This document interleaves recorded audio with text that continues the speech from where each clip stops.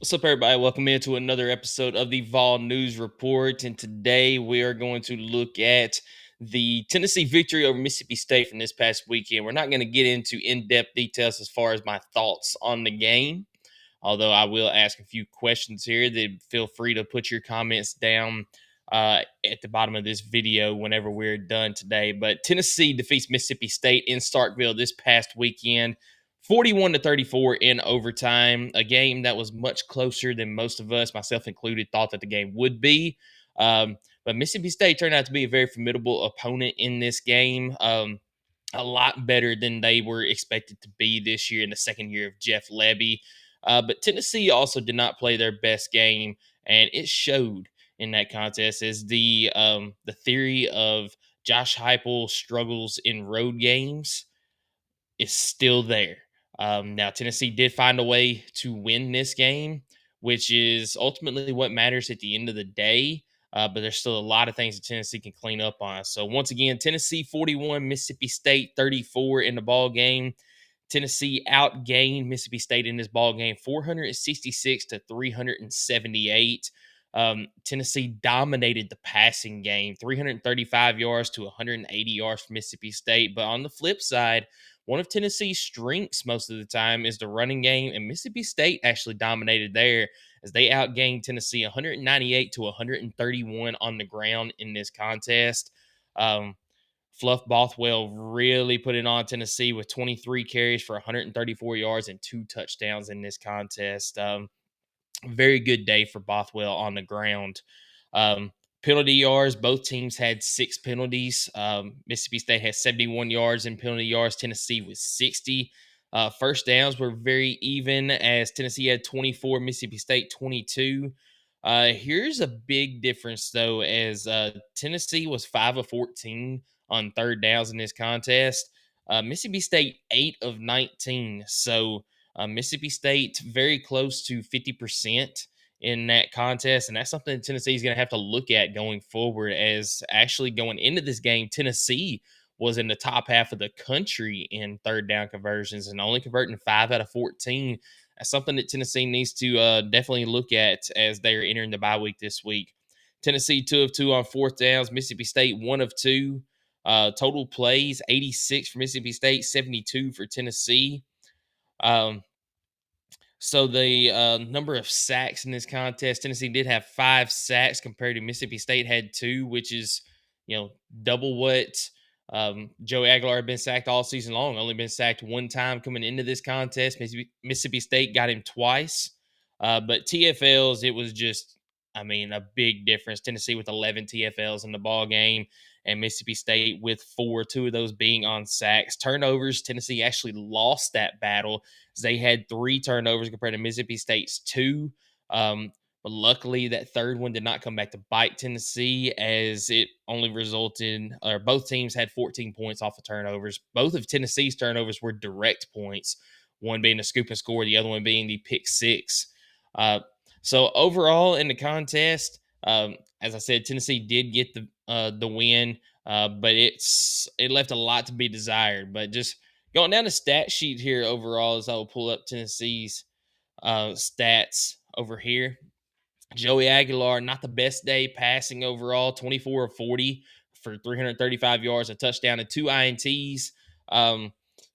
You could say either way that, it was Miles Kisselman's fault. It was Joey Aguilar's fault. Ultimately, it's a combination of that, as both INTs did come off of deflections on passes to Miles Kitselman, but both of the throws were high as well. So just need to clean some things up there. Receiving in this ball game, Mike Matthews with a big day, 6 receptions for 118 yards. Chris Brazzell, of course, 6 receptions for 105 yards and 1 touchdown. Ashley should have been 7 for about 160 something yards and 2 touchdowns, but we won't get into all that. Miles Kitselman, 4 receptions for 42 yards. Braylon Staley, 4 for 41. And Star Thomas, 3 for 29. Rushing, Sean Bishop, 11 attempts for 72 yards and that touchdown in overtime. that ended up being the difference maker. Star Thomas 10 for 33, Joey Aguilar 7 for 21 and a touchdown. That one coming right towards the end of regulation, and Peyton Lewis 3 for 10 yards. So not the best day overall for Tennessee on the ground. I'd really like to see more than 32 rushing attempts, especially when you're throwing the ball 40 times. Um, really want to see more of a balance on offense like we saw over the last few years. Granted, I do love to see uh, Tennessee airing it out the way they are and having success doing it, but you need to establish that running game first. But a credit to Mississippi State, as they were definitely going to make Tennessee beat them through the air and not on the ground, as they were able to stop Tennessee on multiple times trying to run the ball. But still need to try to get that running game established to set up the passing game more. On defense, Arion Carter, have yourself a day. 17 total tackles, 6 solo, a pass breakup. You also had Andre Turntine with a big day as well. Really liking the season I've seen from Turntine, as he's had some rough times here on Rocky Top, but he had himself a good day as well. 11 tackles, 6 of those solo. And then Joshua Josephs, man, 9 total tackles, 3 solo, a tackle and a half TFL, and then had the scoop and score. That fumble being forced by Tyree West in the contest. I could go down the list here. Edwin Spillman with 7 tackles. Idris Farouk with 7. Jeremiah T-Lander with 7. Colton Hood with 6, including 2 TFLs and then the pick 6 in the ball game as well. Jalen McMurray had himself a good day with 5 tackles. Ty Redmond with 4. Tyree Weathersby with 4. And then several with 3, several with 2, and then several of them also with 1 tackle. And one thing I do want to bring up is Boo Carter did not have a tackle on the day, but had one of the best pass breakups of the entire day on the little screen pass in the flat. And Boo Carter came out of nowhere and just leveled the intended receiver breaking up the pass. So Tennessee Max Gilbert as well in the ball game. He went. Let's see. He was 2 of 3 on field goals. One of those being a 47-yarder that he missed. So like to see him go 3 for 3 there, but anything inside of 40 needs to be made. And that's what he did. The one that he missed was a 47-yarder. We've seen him make those. We've seen him make a 53-yarder this year. But as long as you're making it inside of 40, that's what matters. I'm not worried about Max Gilbert. If it becomes a habit, then we'll come back and talk about that. But Tennessee overall, a good day, not a great day. Especially when it comes to the punt return game. You did have the muff there from Braylon Staley at the beginning of the game that led to Mississippi State getting the ball back after a 3-and-out that led to their first touchdown of the game. And then you had a little bit later Boo Carter trying to make something out of nothing, and luckily did not lose anything, but didn't gain anything either. Only gained 1 yard on the return. And then also in the second punt of the ball game for Mississippi State, Braylon Staley letting the ball bounce and end up getting down inside the 1 yard line. Just need to do a little bit better decision making on some of these punt returns as well. But Tennessee, they ultimately got the job done in this ball game as they held Blake Shapen to 18 to 29. So a pretty decent day as far as completion to incompletion percentage there, but only 180 yards, a touchdown, and a pick. Um, through the air, of course.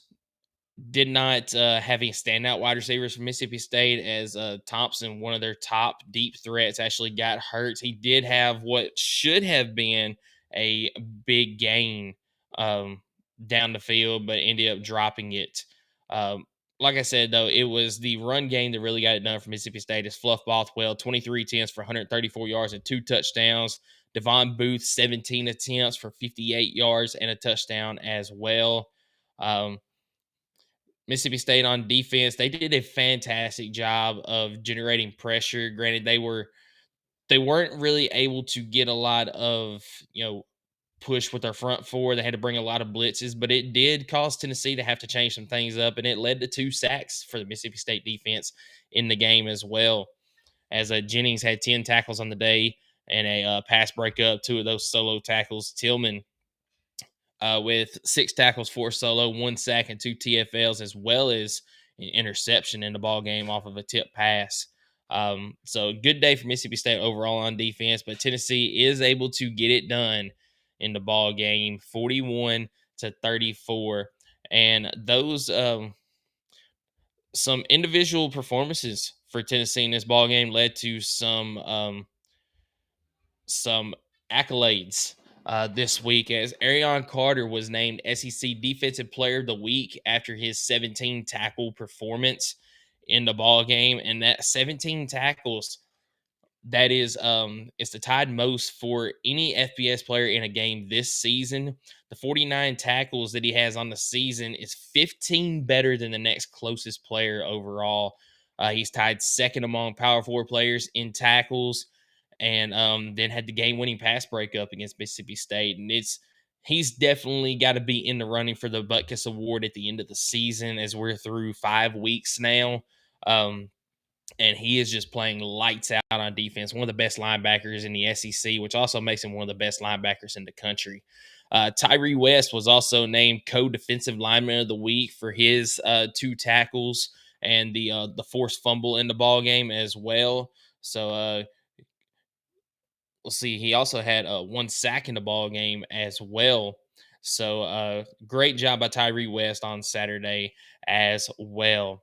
Also, after this ball game here, your new SEC passing yards leader is now Joey Aguilar, as he has 14,059, or I'm sorry, he has 1,459 yards on the season. Now, we will more than likely see somebody pass him this week, as Tennessee is on a bye. But I have no doubt that Joey Aguilar is going to keep putting up numbers even after the bye week, as the 2 top passing yards players in the SEC will be meeting up next week, or I'm sorry, in 2 weeks, as Joey Aguilar with 1459 and Taylor Green right behind him at 1398. So also, as far as receiving yards goes, Tennessee has 2 of the top 5 wide receivers in the SEC, as Chris Brazzell has 531 yards receiving through 5 games. Mike Matthews with 370 yards receiving through 5 games. The only other teams on the list that have multiple guys, Texas A&M's got Mario Craver as well as KC Concepcion on the list. And then Mississippi State has 2 guys, Brendan Thompson and Anthony Evans, at 8 and 9 on the list. Anybody else on there just has 1 guy. After last week's overtime victory against Mississippi State, Tennessee stayed put in the AP poll, as they are still sitting at 15 going into their bye week.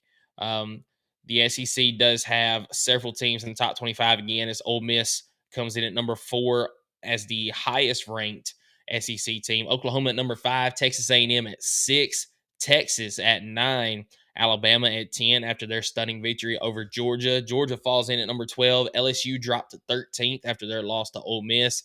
Tennessee at 15. Vandy at 16. Missouri at 19. And that rounds out the SEC teams in the top 25. So lots of things that Tennessee needs to work on in the off week this coming week. Lots of things to talk about for Tennessee.